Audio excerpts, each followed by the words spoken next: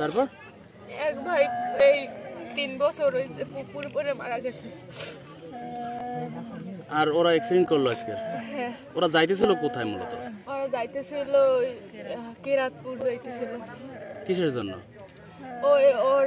ওর সাথে কাজ করে, ওর আবার চাচার ওই শালার ছেলে কি জানি দিয়েছে, ওইগুলো দিয়ে আসতে যাইতেছিল। আচ্ছা, এরা কি লেখাপড়া করে নাকি?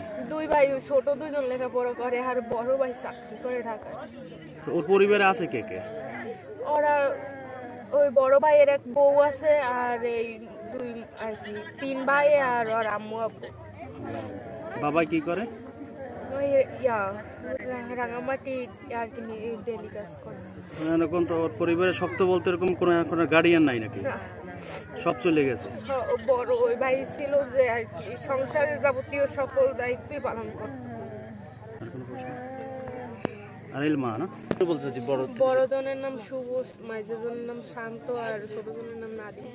এর আব্বার নাম নাসির। গ্রাম 22 কুড়া বেশ। ইউনিয়ন গুলশাখাল না, ইউনিয়ন হলো যে টিকিট। রাজীব পরিবহনকে আপনারা আসলে কি চাচ্ছেন? আমি চাই রাজীব পরিবহন যদি থাকে ড্রাইভার চেঞ্জ করুক, প্রশিক্ষণ পাবে যে সমস্ত ড্রাইভার, ওই সমস্ত ড্রাইভার দেওয়া হোক। ভুয়া সুয়া ড্রাইভার দিয়ে মানুষের ওয়াকালে রান্না হয়ে গেল, কোনোবারই কান্দ না। আজকে এই করে বুঝতে কিভাবে?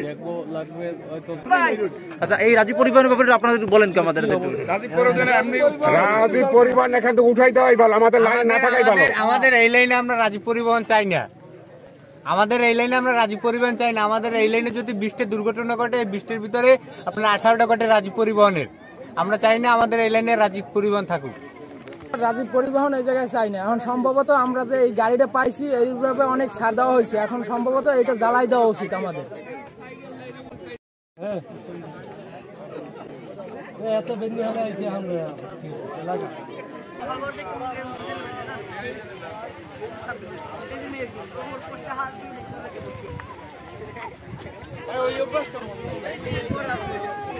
কি হয়?